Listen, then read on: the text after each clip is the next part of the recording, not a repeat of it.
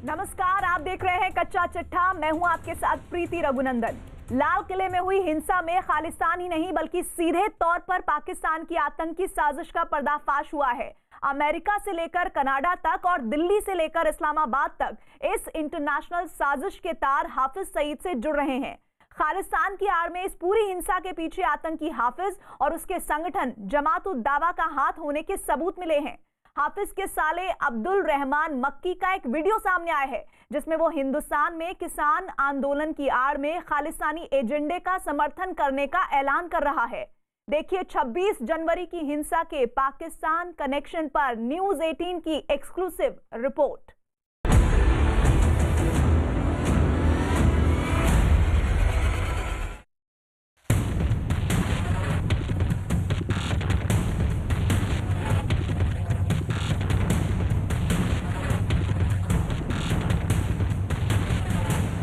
खालिस्तान की तारीख की सबसे बड़ी हिमायत का ऐलान करता हूं। 26 जनवरी को हुई दिल्ली में हिंसा के मामले में जांच एजेंसियों को पाकिस्तान के आतंकी हाफिज सईद की साजिशों के सुराग लगे हैं।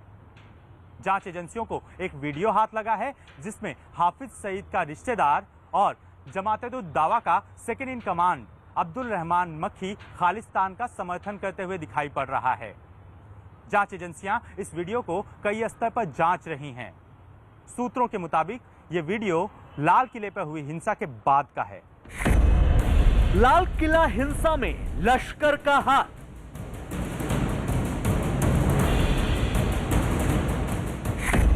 खालिस्तान के पीछे हाफिज सईद।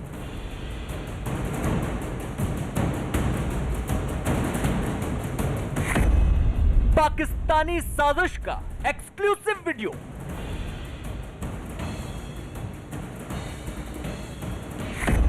दिल्ली हिंसा का आतंकी सबूत।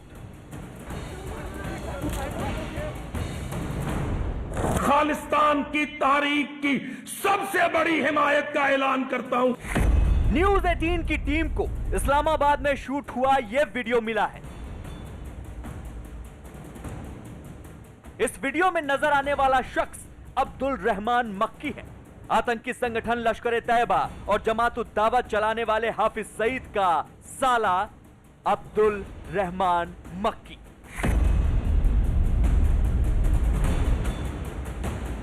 छब्बीस जनवरी को लाल किले और दिल्ली में किसानों की ट्रैक्टर परेड के नाम पर हुई हिंसा में खालिस्तान की साजिश सामने आ चुकी है। अब हाफिज सईद के रिश्तेदार मक्की ने उसी साजिश का समर्थन करने वाला एक वीडियो जारी किया है।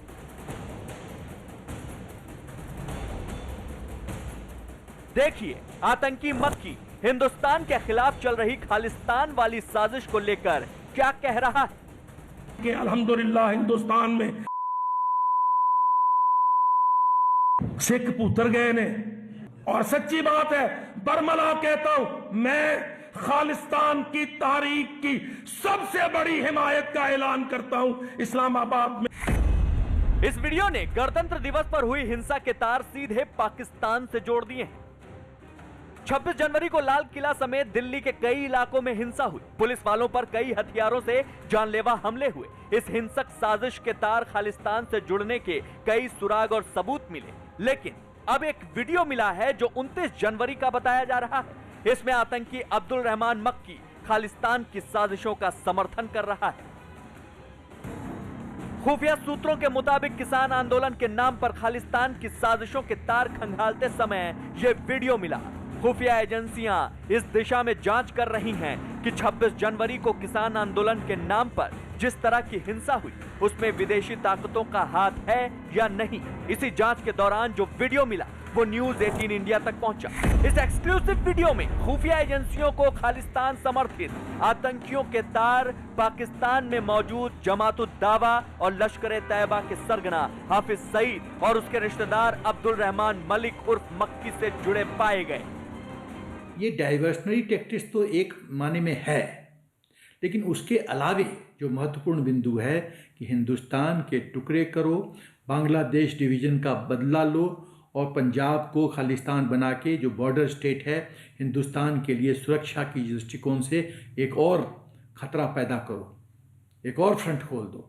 तो अभी तो हम 2.5 फ्रंट लड़ रहे हैं, फिर हम 3.5 फ्रंट पे लड़ना शुरू करेंगे।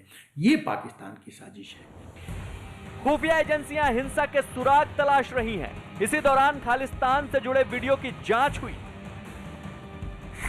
जमातुद दावा का वीडियो मिला है। वीडियो में आतंकी मक्की की तकरीर है। 29 जनवरी को मक्की इस्लामाबाद में सेमिनार में बोला।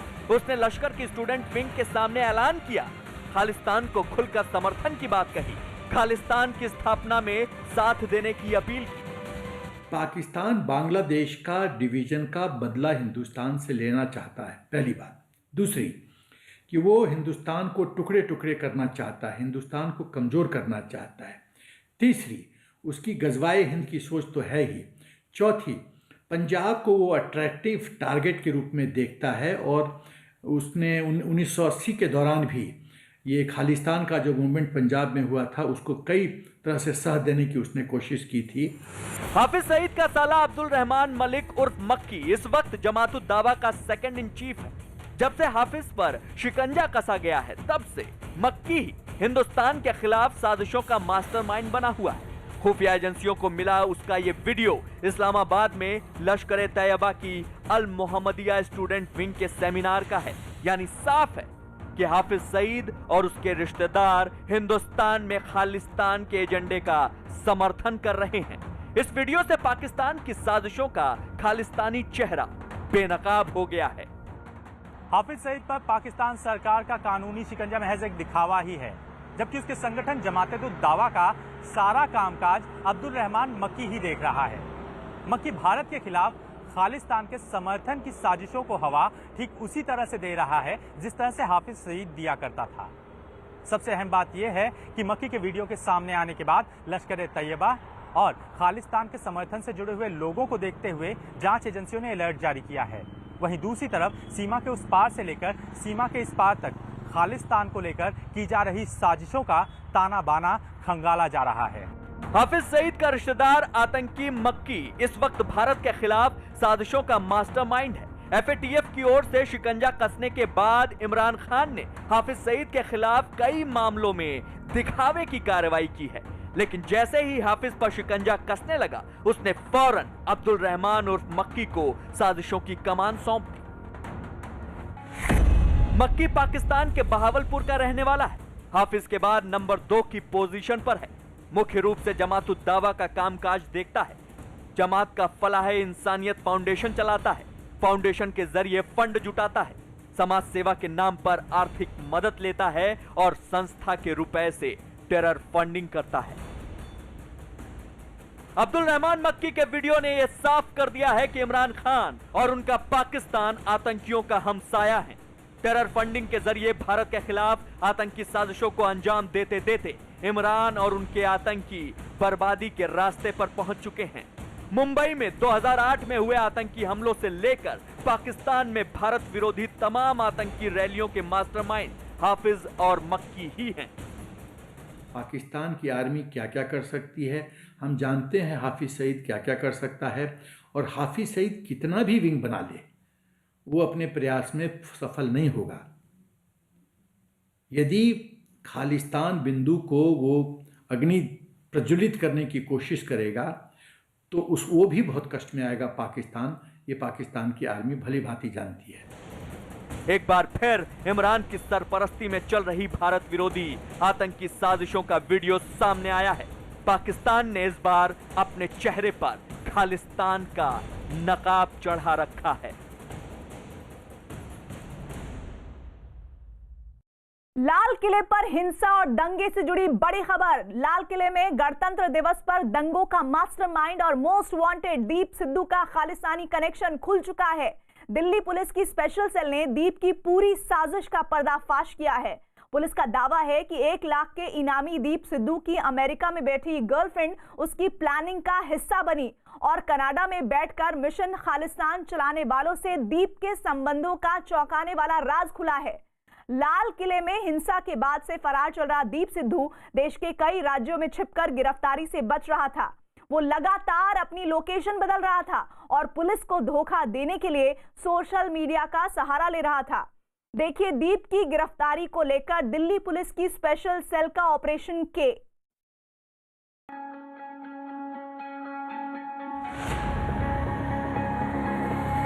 आज इस सिचुएशन जो हुई उसमें वो गुस्सा फ्लेयर अप हो गया। लाल किला साजिश का पर्दाफाश। दीप सिद्धू का खालिस्तान कनेक्शन।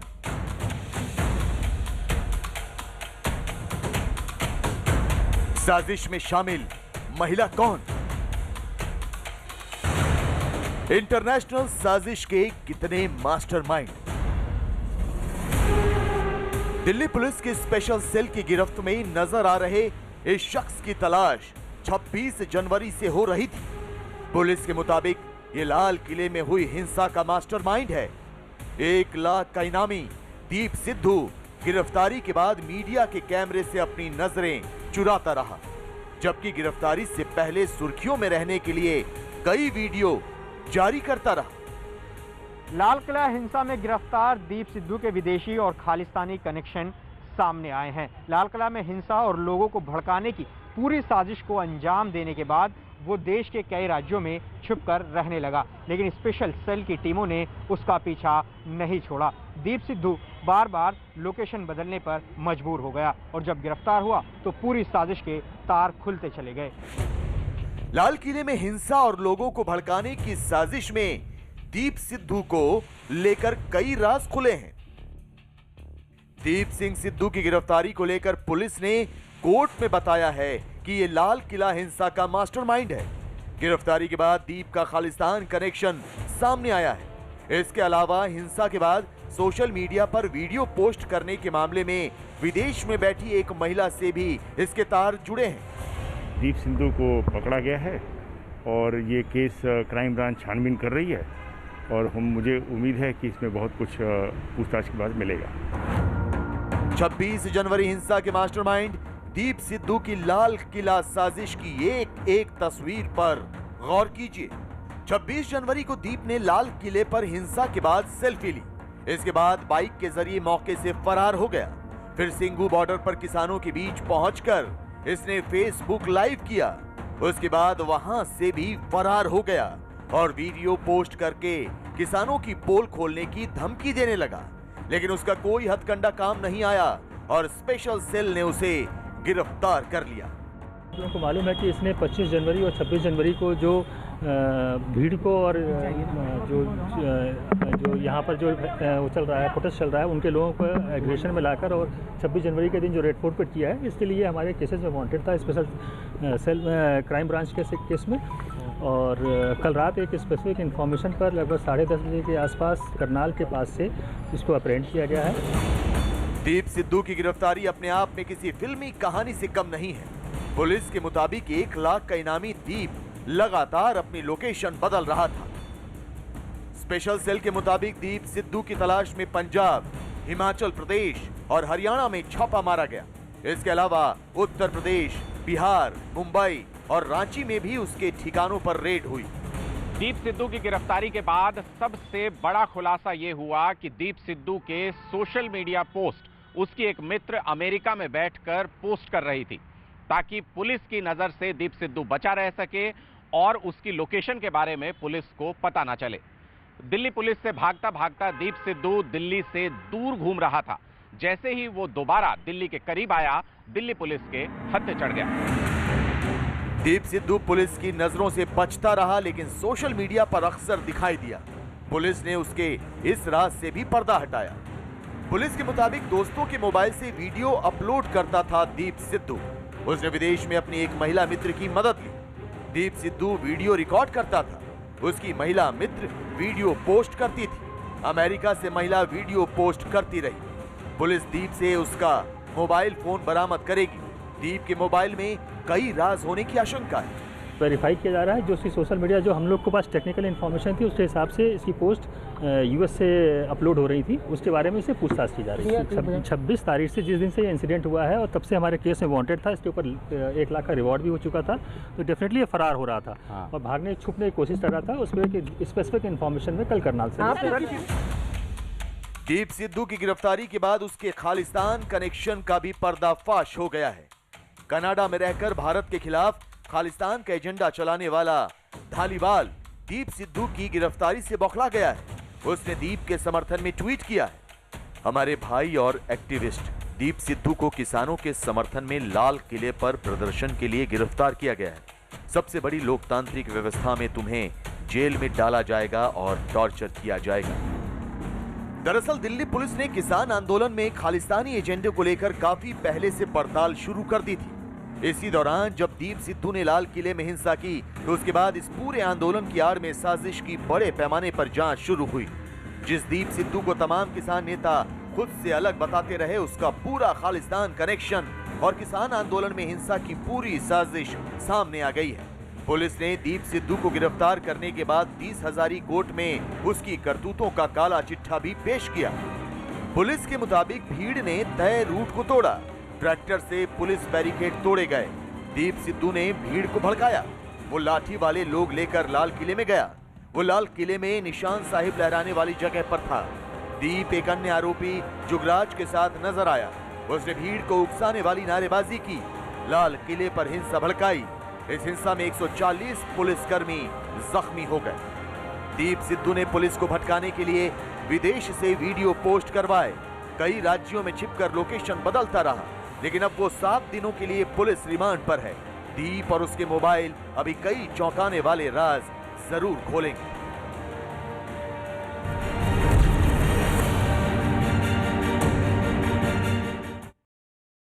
और अब बात देवभूमि में देवदूतों के रेस्क्यू ऑपरेशन की। चमोली में आए सैलाब के बाद जिंदगी की तलाश बाकी है। मलबे में फंसे लोगों को खोजने का अभियान तेजी से चल रहा है। अब तक 12 लोगों को तपोवन की सुरंग से बाहर निकाला जा चुका है, जबकि दूसरी सुरंग में 30 से ज्यादा लोगों के फंसे होने की संभावना है। लेकिन क्या आपको पता है कि तपोवन की सुरंग में फंसे लोगों ने घंटों तक जिंदगी की डोर कैसे थामे रखी? कैसे इन तक रेस्क्यू टीमें पहुंची? तपोवन में सांसों की तलाश की ये एक्सक्लूसिव ग्राउंड रिपोर्ट जरूर देखिए।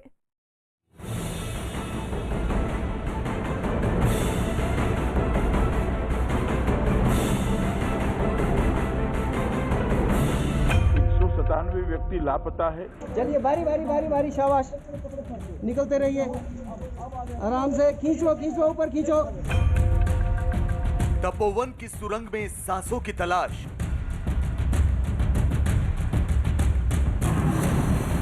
पूरा यकीन है कि हमारे जो लोग हैं अभी तक शायद उधर अवेलेबल रहेंगे। जारी है हिम्मत वालों का अभियान।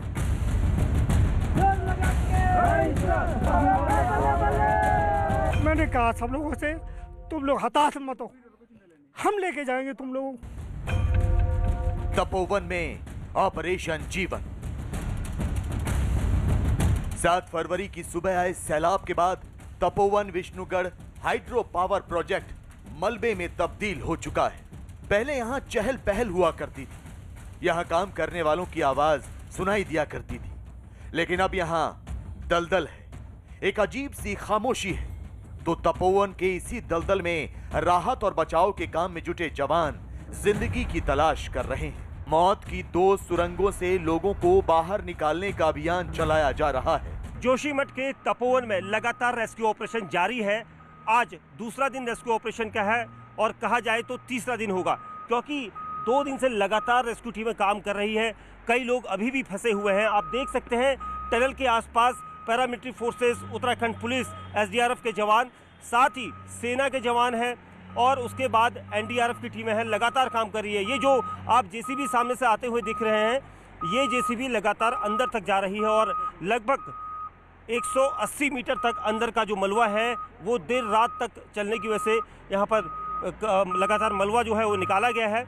और उसके बाद भी अभी भी कोई जानकारी नहीं है, क्योंकि सबसे बड़ी परेशानी रेस्क्यू टीमों को वही आ रही है कि मलबा सबसे ज़्यादा है और उस मलबे को निकालने के लिए मैन पावर का काम अभी नहीं है। अभी सिर्फ जो काम है वो मशीनों का है और इसी वजह से ये सभी क्रेनें यहाँ पर काम कर रही हैं। मलबे में फंसी सांसों की तलाश करना कितना जोखिम भरा काम है, इसका अंदाजा आपको इन तस्वीरों से हो जाएगा।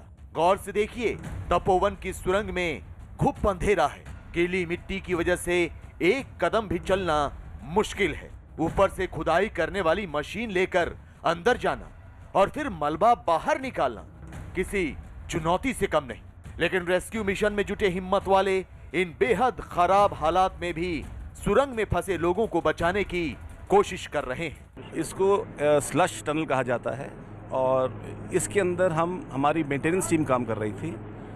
तकरीबन 150 मीटर तक हम इस समय पहुंच चुके हैं और इसके तकरीबन 50 मीटर आगे एक साइड टनल है और इसके अंदर हम उम्मीद करते हैं कि जो हमारी मेंटेनेंस टीम थी, जब ये स्लश आया होगा तो इस दिशा में चले गए होंगे और वहाँ पर क्योंकि स्लश जाने की उम्मीद कम है, हमें पूरा यकीन है कि हमारे जो लोग हैं अभी तक शायद उधर अवेलेबल रहेंगे। सेना, एनडीआरएफ, एसडीआरएफ और उत्तराखंड पुलिस के जवान तपोवन में सुरंग का कोना कोना तलाश रहे हैं और जब जिंदगी की तलाश में इन रेस्क्यू टीमों को कामयाबी हाथ लगती है तो इन हिम्मत वालों की खुशी का ठिकाना नहीं रहता। चलिए बारी बारी बारी बारी, शाबाश, निकलते रहिए आराम से, खींचो खींचो ऊपर खींचो।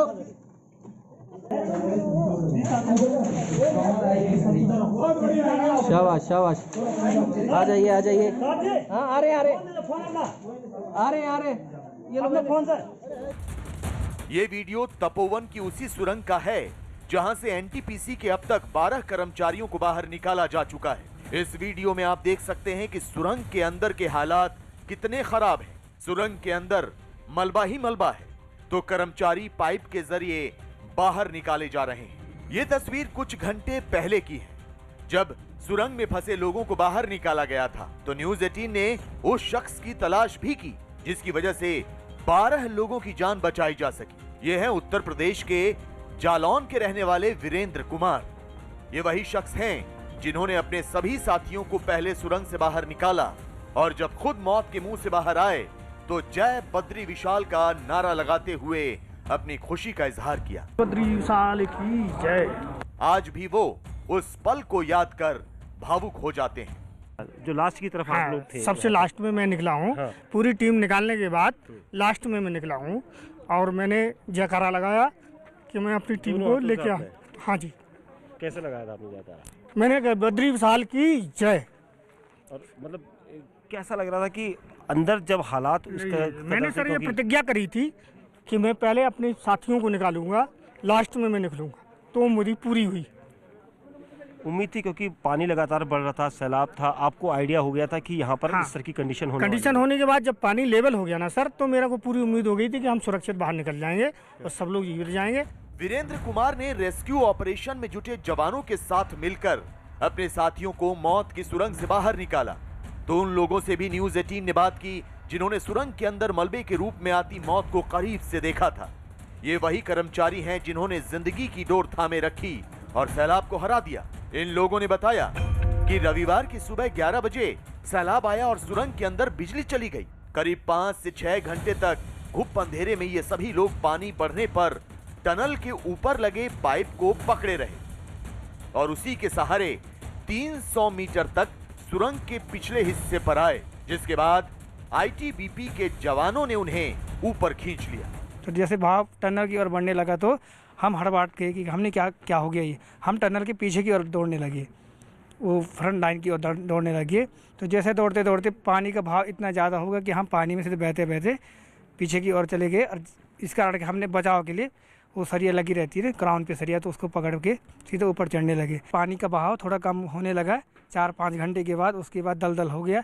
तो दलदल के बाद हम मतलब पाइप लाइन जाता है ना अंदर को, तो वो पकड़ते पकड़ते पकड़ते ऐसे हाथ के सहारे से, वो पता नहीं किस कहाँ से शक्ति आई, हमको हिम्मत रखी हमने सब ने, तो पकड़ते पकड़ते हम टनल के बाहर की ओर चले गए। गर्मी बढ़ाने के लिए इधर उधर वॉकिंग किया है, एक्सरसाइज किया है, अंदर ही गाना गाया आओ तो अपुड़ सी खेनो चेरे लगुड़ बलसी मोखोचे कांबे आरे पाड़ी बुला। फिलहाल तपोवन में लापता लोगों की तलाश की जा रही है। रेस्क्यू टीमें यहां मौजूद दोनों सुरंग के उन हिस्सों की तलाश कर रही है जहां ऑक्सीजन पहुंचने से जिंदगी के बचे होने की संभावना है। तो आपको बता दें कि सुरंग में दाखिल होने का दूसरा रास्ता भी तलाशा जा रहा है। प्रोजेक्ट इंजीनियरों के साथ मीटिंग कर हवा और रोशनी आने की जगह यानी शैफ्ट खोलने की तैयारी की जा रही है। तो इसी शैफ्ट के जरिए एसडीआरएफ के जवानों को टनल में भेजा जाएगा। परसों से हमने संडे के दिन से ही रेस्क्यू चल रहा है 60 मीटर करीब साफ कर दिया है।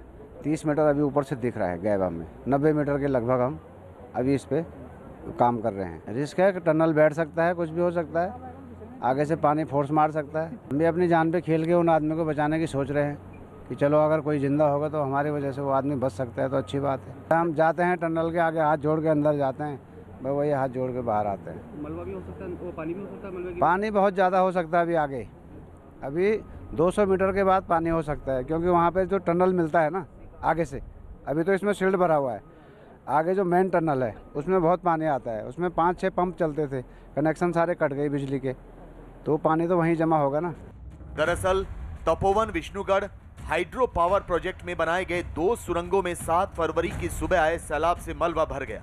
पहली सुरंग से तो दर्जन भर लोगों को बाहर निकाल लिया गया, लेकिन अब भी दूसरी सुरंग में 30 से 35 कर्मचारियों के फंसे होने की आशंका है। इस वक्त हम तपोवन के एनटीपीसी प्रोजेक्ट के पास हैं और आप देख सकते हैं यहाँ पर हेली के साथ हेलीकॉप्टर में एक ऐसा नेट जाल सा लगाया गया है, जो ये माना जा रहा है कि भूगर्भ वैज्ञानिक शायद इसका इस्तेमाल करें, क्योंकि यहाँ की जो भौगोलिक स्थिति है इसको देखने के लिए इसमें कई सारे ऐसे इक्विपमेंट्स लगे होंगे जिसके सहारे जो नीचे की जहाँ पर इस तरह का सैलाब ने जो पूरा प्रोजेक्ट को जो है तहस नहस किया है उसको शायद इससे मापा जा रहा है। और ये हेलीकॉप्टर के नीचे ठीक इसको बांधा गया है और इसमें इक्विपमेंट्स में कैमरे भी लगाए गए हैं। तपोवन के ऑपरेशन जीवन से बहुत लोगों की उम्मीदें बंधी हुई हैं। लापता लोगों के परिवार वाले अब भी आस लगाए बैठे हैं। सेना के साथ बचाव दल के जवान एड़ी चोटी का जोर लगाकर लोगों की उम्मीदों को हौसला देने की कोशिश भी कर रहे हैं, लेकिन जैसे जैसे वक्त गुजरता जा रहा है वैसे वैसे रेस्क्यू ऑपरेशन से जुड़ी चुनौतियां भी बढ़ती जा रही हैं।